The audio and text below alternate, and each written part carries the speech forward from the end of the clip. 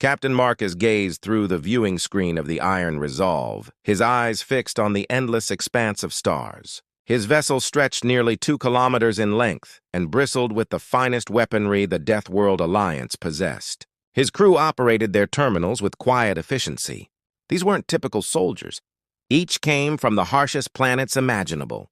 Lieutenant Amy had grown up in Earth's poisoned wastelands. Her skin remained ghostly pale from countless years beneath the surface. Yet her vision caught threats before any scanner could. Chief Engineer Ben sat beside her, analyzing readings. He'd been raised where corrosive rain fell constantly. His hands bore the marks of that life, but they could repair absolutely anything. "Captain," Amy called out, glancing up. "Long-range sensors are picking up something unusual." Marcus approached her display. The screen displayed what seemed like empty void, except for one anomaly that shouldn't exist. Too large for a vessel, too compact for a planetary body. "Distance?" Marcus questioned. 3 light years away, sir." It appeared from nowhere. Impossible. Objects didn't materialize in the vacuum. Marcus had served the Alliance for 2 decades. He'd witnessed countless oddities, but this felt different. "Ben, enhance those readings?" The engineer's fingers danced across his interface. His expression drained of color. "Sir, this object is enormous. 3 kilometers in length, possibly larger. Nothing in our database matches it." Marcus felt unease grip his chest. The Alliance maintained records of every known spacecraft design across the galaxy. When their systems failed to identify something, danger followed. "Plot an intercept course, but maintain safe distance. I want information on what we're facing." The Iron Resolve pivoted toward the mysterious contact. As distance closed, additional details emerged on their displays. The object appeared dark, unnaturally dark, as though it devoured surrounding light. Its surface resembled polished obsidian with no visible ports or identification. "Sir," Amy reported, tension in her tone. "It's in motion, heading toward the Outer Rim settlements." Marcus grabbed the communications panel. "This is Captain Marcus broadcasting to all Alliance vessels in Sector 7. Unknown contact detected. All units maintain distance and observe. 3 additional ships registered on scanners. The Burning Sky, Stonehammer, and Deep Strike. Each carried crews from various death worlds. The Burning Sky housed the Korax, beings with crystalline skin from a planet of constant seismic activity. The Stonehammer belonged to the Vorth, who thrived under 3 times normal gravity. The Deep Strike, like the Iron Resolve, was human-crewed. "Captain Ryan from Deep Strike here," a voice crackled through communications. "Marcus, what have we got?" "Unidentified vessel 3 kilometers. No database match. Heading for the settlements." "Should we attempt communication?" Marcus considered carefully. The Alliance maintained protocols for encountering new civilizations. Yet something about this vessel troubled him deeply. Too silent. Too dark. "Transmit standard greeting protocols, but keep weapons armed." The communications officer broadcast the Alliance's universal welcome. Mathematical sequences any advanced species should comprehend. They waited. Silence. "Repeat transmission," Marcus commanded. Still nothing? Then the dark vessel did something that made everyone step backward. It halted completely. For several heartbeats, it drifted like something lifeless. Then it rotated smoothly, soundlessly, until it faced directly toward them. "Sir," Ben stammered, "it's scanning us. But these scanner patterns are unlike anything I've encountered." The display revealed strange energy waves emanating from the dark ship. These weren't typical scanning beams. They appeared to penetrate their shields as though they weren't present. "All vessels, retreat immediately!" Marcus shouted into communications. Too late. The dark ship attacked. The weapon defied everything Marcus understood. No lasers or projectiles. Instead, a wave of absolute darkness expanded from its bow. Where the wave touched empty space, reality itself seemed to vanish. The Stonehammer caught the edge of the wave. The ship ceased to exist. One instant present, the next instant gone. Not even debris remained. What in the name of... Ryan's panicked voice cut through communications. Marcus couldn't respond. He struggled to process what he'd witnessed. Ships could be annihilated. They exploded or fractured, but they didn't simply stop existing. All ships. Emergency jump. Evacuate immediately. The 3 surviving vessels activated their jump drives and vanished into hyperspace, leaving the dark ship continuing toward the settlements. 2 hours passed before they regrouped at the emergency rendezvous point. The three captains appeared on Marcus's main display, their expressions grave. "Report," Marcus said. Captain Ryan spoke first. "We lost Colony 7 15 minutes back. Final transmission mentioned the sky turning black." Captain Vera of the Burning Sky added, "My people sense this object isn't natural. The energy signatures are wrong. It's constructed from something that shouldn't exist in our reality." Marcus nodded. "The Corax possessed senses humans lacked. When they detected wrongness, it was profoundly wrong. We must alert the Alliance Council," Marcus stated. "This isn't merely a new vessel. This is something else entirely." They transmitted emergency broadcasts to every Alliance world. Within hours, reports flooded in.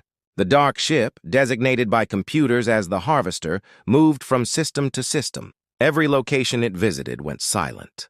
Admiral Kane's weathered face appeared on the communication display. Scars covered his arms from years on Earth's toxic worlds. His gaze held steel. "Marcus, I need a complete report. How many vessels are we facing?" "Only one, sir. But it's unlike anything encountered before. It makes things cease existing." "The stone hammer just disappeared." Kane remained silent for a long moment. "I'm transmitting all available data." "It's not encouraging." Files appeared on Marcus's screen. Colony 7 eliminated. Colony 12 silent. Outpost Red Rock unresponsive. In merely 6 hours, the Harvester had erased 3 complete settlements. "Sir," Marcus said, "what are your instructions?" "Determine what this thing is and discover how to stop it. The Alliance Council is convening emergency session. Every world is terrified. If we can't stop this vessel, it could obliterate everything we've built." The communication ended. Marcus surveyed his bridge. His crew watched him, awaiting orders. These people had survived the galaxy's most hostile worlds. They'd faced radiation tempests, corrosive precipitation, and crushing gravitational forces. Now they confronted something that could erase them from existence. "Amy, analyze every piece of data we have on the Harvester. Ben, inspect our weapons. Determine if anything we possess might work against that black wave."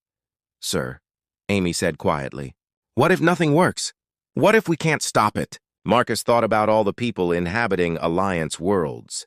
Humans, Corax, Vorth, and countless other species. They'd all discovered homes among the stars after surviving the harshest planets imaginable. They'd built something good together. "Then we find another way," he said. "We always do. That's what makes us different from everyone else in the galaxy. We don't surrender." Yet even as he spoke, Marcus felt a chill. The Harvester wasn't just a ship. It was something ancient and ravenous, and it was coming for all of them. Outside the bridge windows, the stars appeared different now. Smaller, more vulnerable. Somewhere out there, the Harvester moved through space, turning worlds into nothing. The Alliance had battled pirates and hostile aliens before, but they'd never faced anything that could simply erase their existence.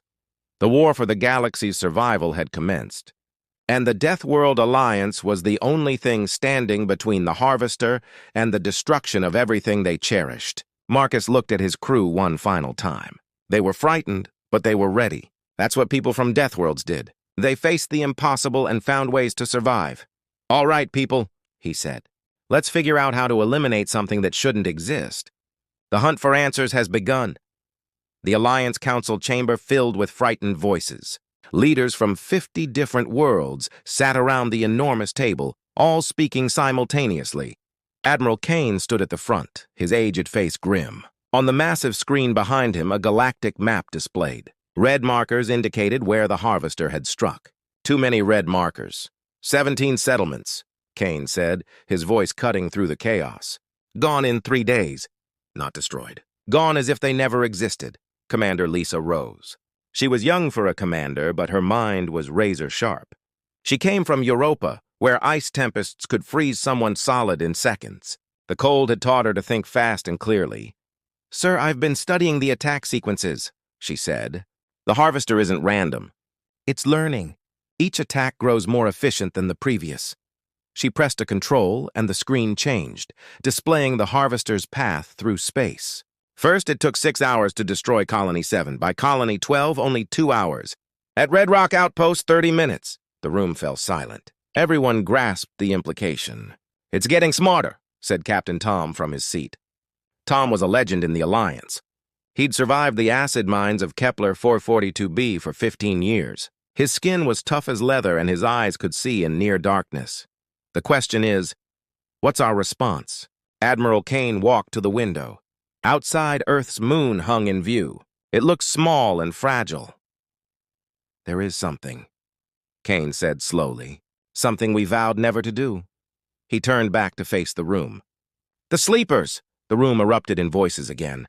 Everyone knew about the sleepers. 50 years ago, Alliance explorers had discovered them on a lifeless world at the galaxy's edge. Ancient aliens in crystal pods, sleeping for millions of years. Their technology was extraordinary, far beyond anything the Alliance possessed. But their guardian machines had made it clear. "Wake them and face the consequences. You can't be serious," said Captain Nina from the Vorth delegation. She was built thick and powerful from her high-gravity world.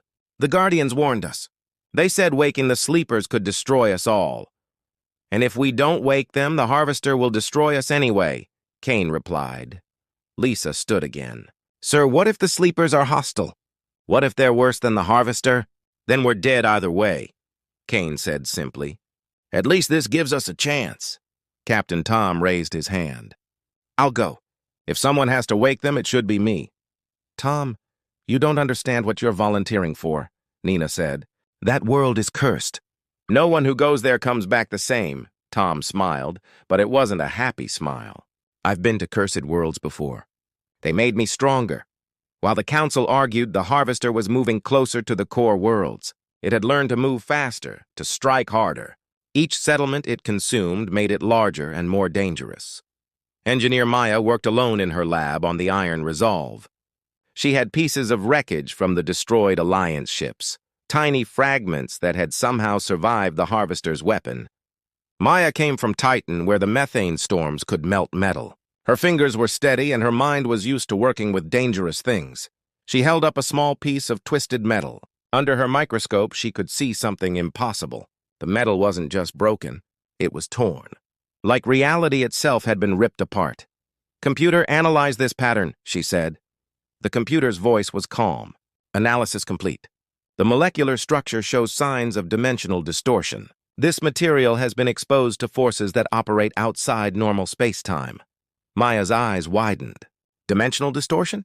You mean the Harvester's weapon doesn't just destroy things, it tears holes in reality?" "Correct. The weapon appears to create microscopic rifts in the fabric of space-time." Maya leaned back in her chair. If the Harvester was tearing holes in reality, then perhaps those holes were its weakness. But exploiting them would require technology that didn't exist. On the bridge, Captain Marcus watched the tactical display. The Harvester was only 2 days from Earth. The Alliance fleet was gathering at Neptune, but Marcus knew it wouldn't be enough. They had lost 8 more ships trying to slow the Harvester down. Each attack only made it stronger. "Captain," Amy said from her station, "long-range scanners are showing something new." Marcus walked over to look. The screen showed the Harvester, but now it was different. It was larger than before, and strange growths covered its hull. "It's using the materials from the destroyed settlements," Amy said. "It's building itself into something new." Before Marcus could respond, alarms started blaring. The communications system crackled to life. "All ships, this is Admiral Kane. The Harvester has changed course. It's heading directly for Earth. All available vessels report to the Neptune defense grid immediately." Marcus felt his stomach drop. Earth was home to billions of people. If the Harvester reached it, Amy set course for Neptune. "Maximum speed." "Yes, sir." As the Iron Resolve jumped to hyperspace, Marcus thought about the impossible choice they faced. Wake up ancient aliens who might destroy them or let the Harvester consume everything they loved. Meanwhile, Captain Tom was already on his way to the sleeper world. His ship, the Dark Runner, was small and fast. It was built for sneaking past enemies, not fighting them. Tom preferred it that way. He had learned long ago that sometimes the best way to win was to not fight at all. The sleeper world appeared on his screen. It was gray and lifeless, covered in strange crystal formations. In the center of the largest crystal field sat a massive structure, the Sleeper Tomb. It was beautiful and terrifying at the same time, like something from a dream. As Tom's ship got closer, the Guardian machines activated. They were tall and thin, made of the same crystal as the structure. Their voices spoke directly into Tom's mind. Warning, you approach the eternal rest. Turn back, small one. The sleepers must not wake. Tom opened his communication channel. I need to talk to them. My people are dying. We know of the Devourer's return. We fled them once. We will not face them again. Devourers? Tom asked. You know what the Harvester is? The Guardians were quiet for a long moment. Then one of them spoke again, and its voice was full of old sadness. They are the eaters of worlds, the enders of life. We fought them across the galaxy long ago. In the end, we could only run and hide. Tom felt a chill. If these ancient beings had run from the Harvester's kind, what chance did the Alliance have? Please, Tom said. Just let me talk to one of them. Maybe together we can find a way to stop it. You do not understand, small one. To wake them means accepting that your civilization may not survive what follows. But neither will the Devourers. Tom thought about Earth, about all the Alliance worlds full of people who just wanted to live in peace. Then he thought about the Harvester growing stronger with each world it consumed. I understand the risk, Tom said. But if we do nothing, we're all dead anyway. At least this way, we have a chance. The Guardians talked among themselves in voices Tom couldn't hear. Finally, one of them moved aside. Enter then, Tom of the Alliance. But know that you carry the fate of many worlds in your hands. Tom landed his ship near the crystal structure. As he walked toward the entrance, he could feel the weight of millions of years pressing down on him. Inside the structure, rows of crystal pods stretched as far as he could see. In each pod was a figure, tall, graceful, and completely still. At the center of the room was a larger pod. The figure inside was different from the others. It looked older, more worn. A screen next to the pod showed strange symbols. Tom pressed his hand against the screen. Immediately, words appeared in Alliance common language. I am Keeper Voss of the Eternal Watch. If you wake me, know that the war you begin will span the galaxy. The Devourers cannot be reasoned with. They can only be stopped. Tom looked at the sleeping figure. This being had fought the Harvester's kind before. It might be their only hope. At Neptune, the Alliance fleet was taking position. 200 ships from every member world filled space around the defense platforms. But everyone knew it wouldn't be enough. The Harvester had already proven it could destroy anything they threw at it. Maya had been working non-stop, trying to find a weakness in the Harvester's reality-tearing weapon. She had a theory, but testing it would be dangerous. Captain Marcus, she called over the communication system. I think I know how the Harvester's weapon works, but you're not going to like what we need to do to stop it. On the sleeper world, Tom made his choice. He pressed the activation button on Keeper Voss's pod. Light filled the crystal chamber as ancient systems came to life. The pod opened with a sound like breaking glass. Keeper Voss sat up slowly, his eyes opening for the first time in millions of years. When he looked at Tom, his expression was sad but not surprised. So, Voss said in a voice like distant thunder, they have found you too. The desperate alliance between the living and the ancient was about to begin. But as the Harvester approached Neptune, everyone wondered if it would be enough to save them all. Keeper Voss stood slowly in the crystal chamber, his tall frame casting long shadows. Tom watched as the ancient being stretched muscles that had been still for millions of years. Voss's skin was pale blue, almost translucent, and his eyes glowed with a soft silver light. How long? Voss asked, his voice echoing in the chamber. We don't know exactly, Tom replied. Our scientists think maybe 3 million years, Voss nodded sadly. Then they have had time to grow strong again. Tell me, small one, how many of the Devourers have you seen? Just one ship, but it's huge. 3 kilometers long? It's been destroying our settlements. Voss's glowing eyes went wide. One ship? Just one? He began to laugh, but it was not a happy sound. You wake me for one ship? There are thousands of them. Tens of thousands. What you call the Harvester is merely a scout. Tom felt cold fear run through his body. A scout? You mean there are more coming? They send scouts ahead to test new prey. If the scout succeeds, the main fleet follows. Voss walked to a crystal wall and touched it. The wall became transparent, showing the stars outside. They are already coming. I can feel them in the dark between galaxies. At Neptune, the Alliance fleet waited in battle formation. Admiral Kane stood on the bridge of his flagship, the Thunder of Earth. Around him, officers from every death world in the Alliance prepared for what might be their final battle. "Sir," reported Lieutenant Dave, "the Harvester is 2 hours out. It's moving faster than before." Kane nodded grimly. Dave was from Mars, where the dust storms could strip flesh from bone. His red-tinged skin and sharp reflexes had saved many ships in past battles. "All ships, prepare for engagement," Kane ordered. "Remember, we're not trying to win.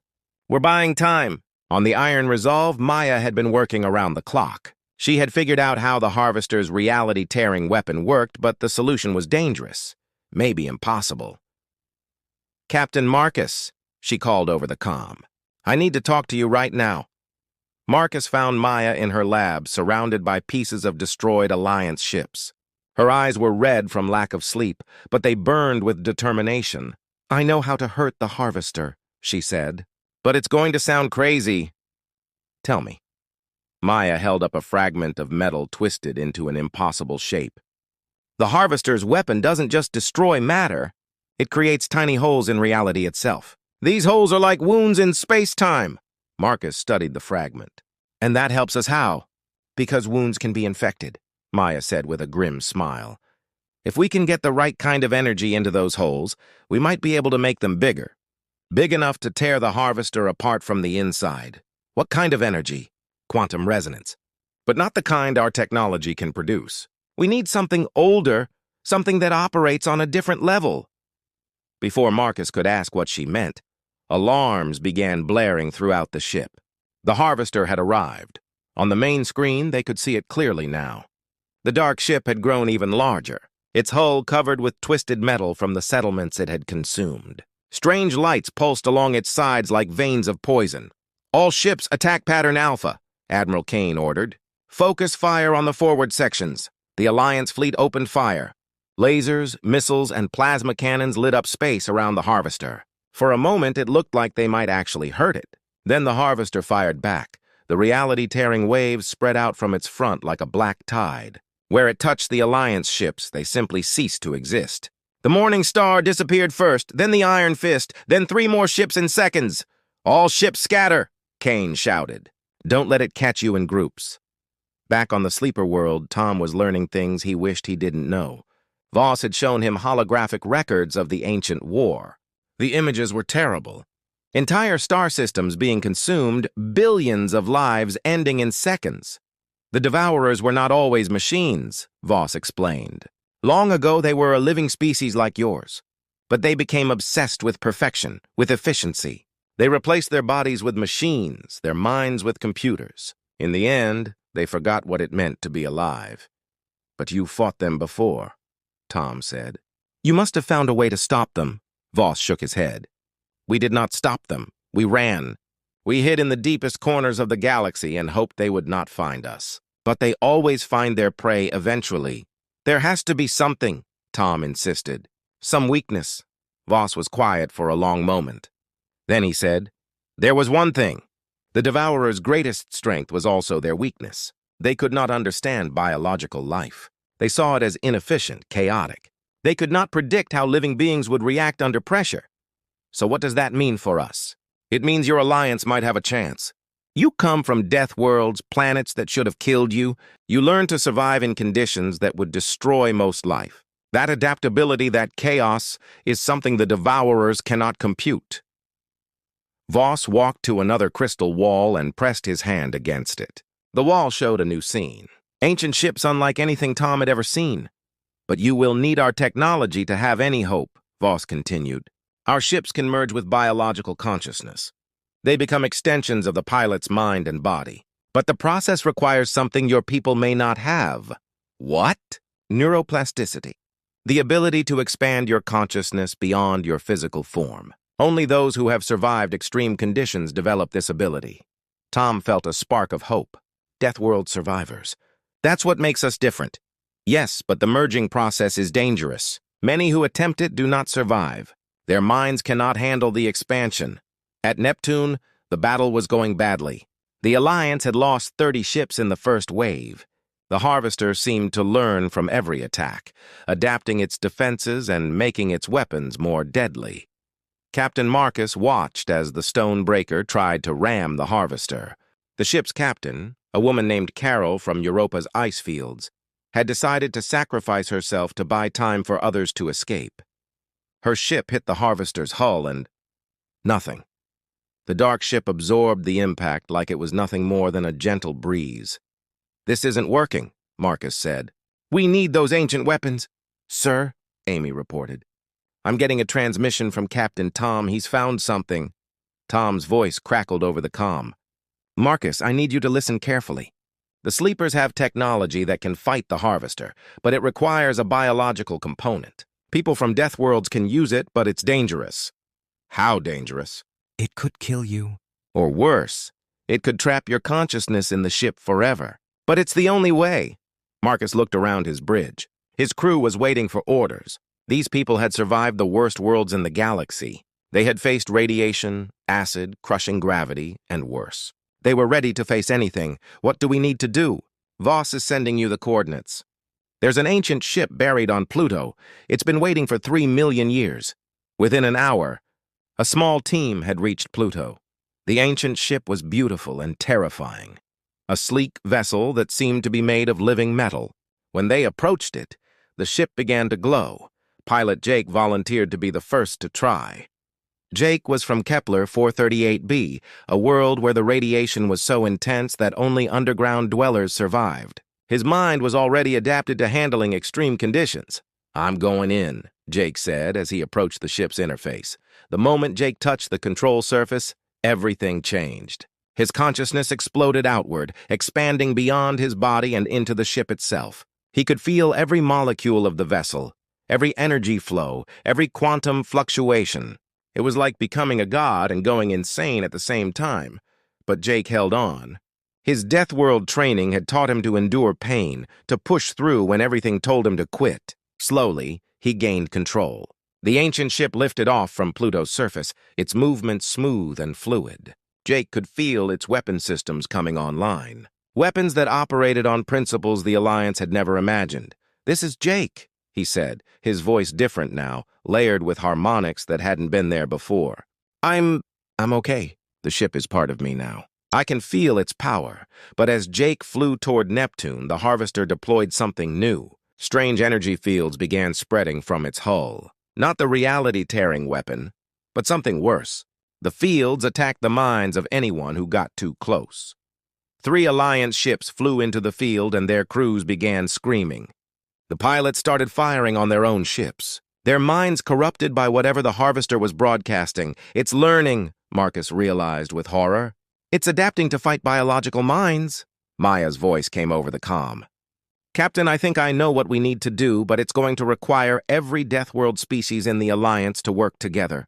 And we'll need those ancient ships." "Explain." "The Harvester's weakness isn't just its reality tiers. It's that it can't understand biological chaos. But if we can create a network of biological consciousness, all linked together through the ancient technology, we might be able to overwhelm its ability to adapt." Marcus understood. A mental attack. "Use our biological nature as a weapon." "Exactly. But everyone who links into the network will be risking their minds. If we fail, we don't just die. We become part of the Harvester." As Jake's ancient ship engaged the Harvester for the first time, energy weapons unlike anything in the galaxy lit up space around Neptune. The battle between ancient technology and biological determination was about to begin. But in the darkness between galaxies, something else was stirring. Long-range sensors detected massive shapes moving toward their galaxy. The main Devourer fleet had sensed their scouts' struggle. Time was running out for the Alliance. They had to defeat the Harvester before its reinforcements arrived. The fate of every living thing in the galaxy hung in the balance. Jake's ancient ship moved through space like a living thing. The vessel's hull rippled with energy patterns that hurt to look at directly. Inside the ship, Jake felt more alive than ever before, but also terrifyingly different. He could sense every molecule around him, feel the gravity waves from distant stars, taste the radiation bleeding from the Harvester's hull. "Jake, report!" Marcus's voice came through the comm, but it sounded strange now. flat and simple compared to the symphony of information flowing through Jake's expanded consciousness. I'm still me, Jake said, though he wasn't completely sure that was true. The ship's weapons are unlike anything we've ever seen. They don't just destroy matter. They rewrite the laws of physics in small areas. He fired a test shot at an asteroid. The rock didn't explode or melt. Instead, it simply forgot how to exist as a solid and became a cloud of disconnected atoms. "My God," whispered Maya over the comm. "That's how we can fight the Harvester's reality tears.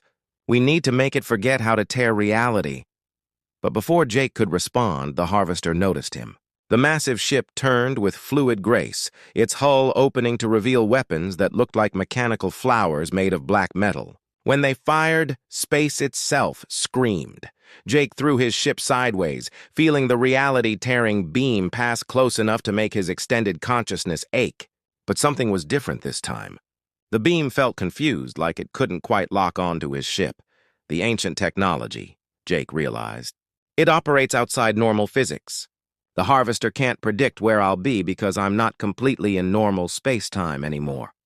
On Pluto, more volunteers were stepping forward to merge with ancient ships. Captain Nina from the Vorth delegation was next. Her thick, muscular body was built for high gravity, and her mind was used to processing multiple gravitational fields at once. "I've lived my whole life feeling the weight of 3 worlds," she said as she approached the second ship. "I can handle this." The merging process was different for Nina.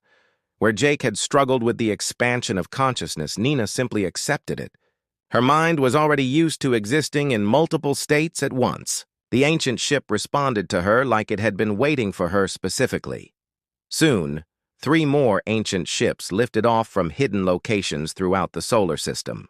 Commander Lisa merged with a ship designed for tactical analysis. Her cold, trained mind could process the vast streams of data without being overwhelmed. Engineer Ben took control of a repair ship that could rebuild itself in the middle of battle. Pilot Sam from the methane swamps of Titan bonded with a stealth vessel that could phase in and out of normal space.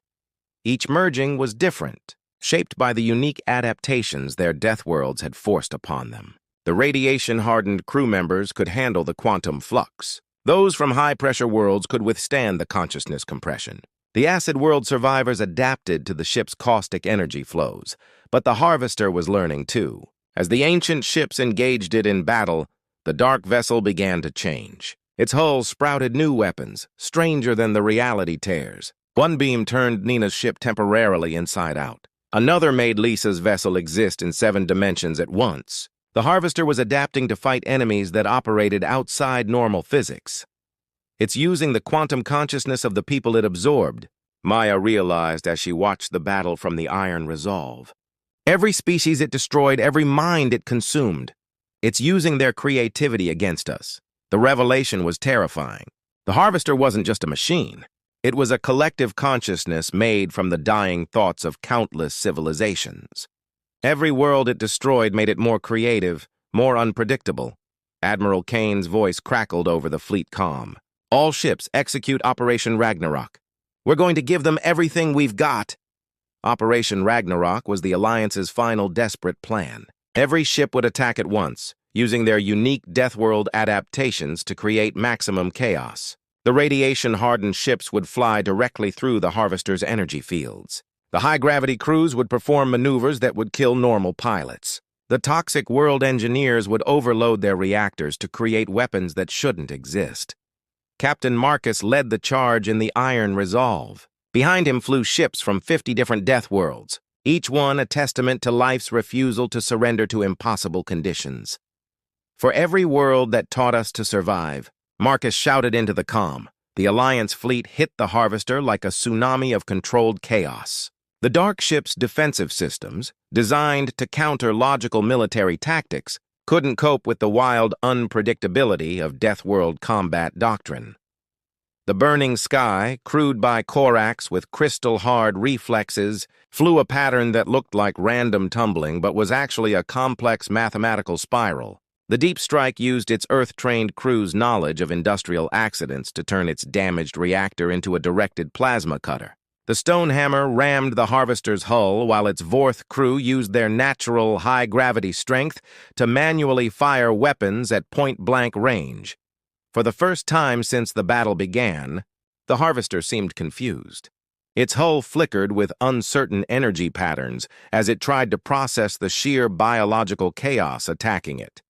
Jake pressed his advantage, diving his ancient ship deep into the harvester's defensive grid. His expanded consciousness could feel the pain radiating from the dark vessel. Not physical pain, but something deeper. The anguish of trapped minds. "There's something inside," he reported. "Millions of consciousness patterns. They're still alive in there, still aware. The harvester isn't just destroying civilizations. It's keeping them as prisoners." Commander Nova, leading a stealth team in modified escape pods, heard Jake's report. She was from Europa, where the survival rate was 1 in 1,000. Her team was made up of the absolute best, people who had survived things that killed everyone else. "We're going in," Nova said. "If there are prisoners, maybe we can free them." Her team's pods were coated with stealth technology reverse-engineered from ancient ship fragments. They slipped through the harvester's defenses like ghosts, riding the chaos of the main battle. Inside the harvester, Nova's team found horrors beyond imagination. The ship's interior was a maze of organic-looking corridors filled with floating spheres of light. Each sphere contained the consciousness of an entire species. Billions of minds trapped in quantum suspension, their thoughts and memories being used as processing power for the harvester's intelligence. "This is sick," muttered Alex, Nova's engineer. Alex came from Titan's methane refineries, where workers regularly dealt with gases that could dissolve human flesh. But even he was disturbed by what they found. At the center of the harvester, they discovered the core processor. A massive chamber where the trapped consciousness patterns swirled in an endless dance of digital torment. The minds weren't just providing processing power. They were being forced to experience their own destruction over and over again. Their anguish feeding the harvester's hunger. "We need to get Maya down here," Nova said into her comm. "If anyone can figure out how to reverse this process, it's her." Maya studied Nova's transmitted readings from her lab on the Iron Resolve. The quantum patterns were incredibly complex, but she began to see how they worked. The harvester was using the trapped minds as a biological computer, their creativity and adaptability giving it the ability to learn and grow. "I think I can reverse the process," Maya said, "but it would require every Deathworld species to interface with the ancient technology simultaneously. We'd need to create a biological network strong enough to overpower the harvester's consciousness matrix." Marcus understood what she was asking. A mental battle. Every Deathworld survivor linking their mind to the ancient ships, fighting the harvester in consciousness space. Exactly. But if we fail, if the harvester overpowers our network, every mind connected to it will be absorbed. We'll become part of the thing we're trying to destroy. The battle outside was reaching its peak. The harvester had adapted to most of the Alliance's tactics, but the constant pressure was taking its toll. Cracks were appearing in its hull, and its weapons were firing with less precision. But long-range sensors brought terrible news. The main Devourer fleet was only hours away. Thousands of ships like the harvester, all heading for their galaxy. If they didn't stop this scout soon, nothing would matter. Jake's voice came over the comm, strained with the effort of maintaining his consciousness connection. "Whatever we're going to do, we need to do it now. I can feel the other ships coming, and they're bigger, much bigger." Admiral Kane made the decision. "All Deathworld crews prepare for consciousness interface. We're going to link with the ancient technology and fight this thing mind to mind." Across the battle zone, volunteers stepped forward. Humans from Earth's wastelands, Korax from earthquake worlds, Vorth from high-gravity planets, Nephris from gas giant storms. Dozens of species that had learned to survive in conditions that would kill most life in the galaxy. One by one, they merged with ancient technology. Their consciousness expanded, connected, forming a network of biological intelligence unlike anything the galaxy had ever seen. The mental battlefield was about to begin. The trapped minds inside the harvester felt the approaching liberation network and began to hope for the first time in eons. The harvester itself recoiled, sensing a threat it had never encountered before. The combined will of every Deathworld in the galaxy, united in their refusal to surrender. The final confrontation would not be fought with weapons or ships. It would be fought in the realm of pure consciousness, where creativity and adaptability were the only weapons that mattered. The consciousness network formed like lightning spreading across the sky. One moment, Jake was alone in his ancient ship. The next, he could feel the minds of thousands of Deathworld survivors connecting to his. Each mind was different, shaped by the unique horrors of their home worlds. But all united by one thing. They refused to give up. Captain Marcus felt his consciousness expand beyond anything he had imagined. Through the network, he could experience what it was like to breathe methane like Sam from Titan, or feel the crushing weight of triple gravity like Nina from the Vorth homeworld. But more than that, he could feel their determination, their absolute refusal to let the Harvester win. Network established, Maya reported, her voice now carrying harmonics from dozens of different species. Consciousness integration at 90%. Beginning interface with target. The mental attack began not with violence but with chaos. The Harvester's logical systems, designed to process and control ordered thoughts, suddenly found themselves flooded with the wild, unpredictable creativity of biological minds that had learned to survive impossible conditions. In the consciousness realm, the battle looked like a war between order and chaos. The Harvester appeared as a massive geometric structure, all straight lines and perfect angles, its surface covered with the trapped lights of consumed civilizations. The Alliance network manifested as a storm of living energy, wild, chaotic, but incredibly strong. Jake dove into the structure first, his consciousness shaped like a spear of pure defiance. Where he struck, the perfect geometry cracked. Behind him came Nina, her mind like a battering ram of high-gravity strength. Then Lisa, cutting through the Harvester's defenses with the precision of Europa's ice storms. But the Harvester fought back. It released waves of pure logic, trying to impose order on the chaotic network. Some of the weaker connections began to waver. A few minds started to slip away, drawn into the Harvester's geometric prison. "Hold the line!" Marcus shouted across the network. "Remember what you survived to get here." The memories came flooding back. Maya remembered the methane storms of Titan that could strip metal from bone, but she had learned to work through them. Ben recalled the acid rain of his home world that had scarred his hands, but taught him to build things that lasted. Each Deathworld survivor drew strength from their worst experiences. Deep inside the Harvester's core, the trapped civilizations felt the liberation network approaching.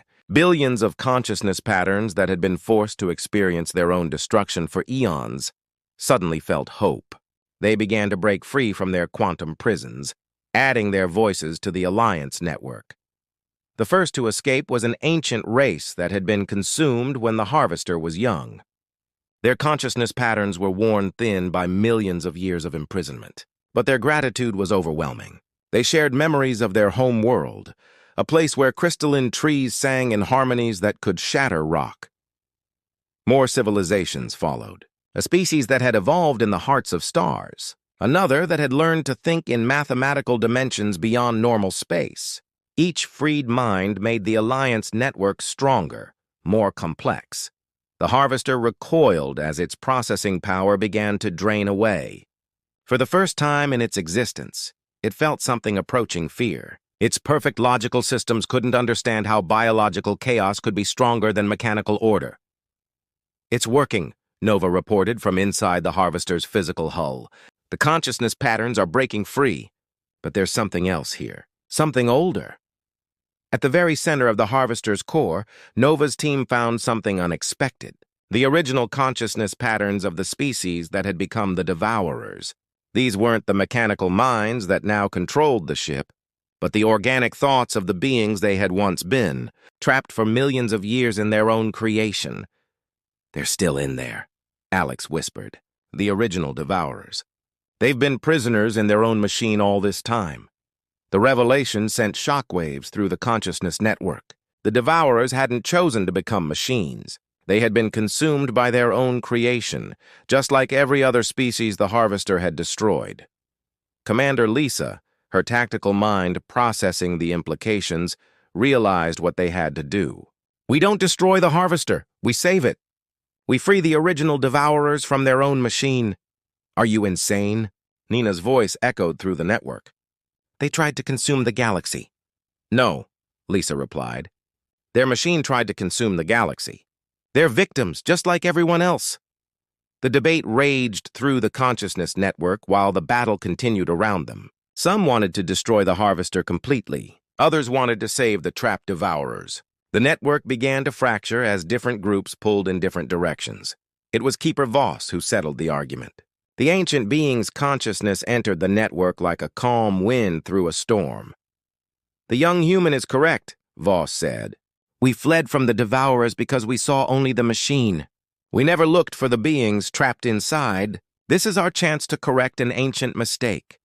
Maya's consciousness dove deeper into the Harvester's core, following Nova's team toward the original devourer patterns. What she found there broke her heart. The consciousness of an entire species, trapped and aware for millions of years, forced to watch as their creation consumed everything they had once loved.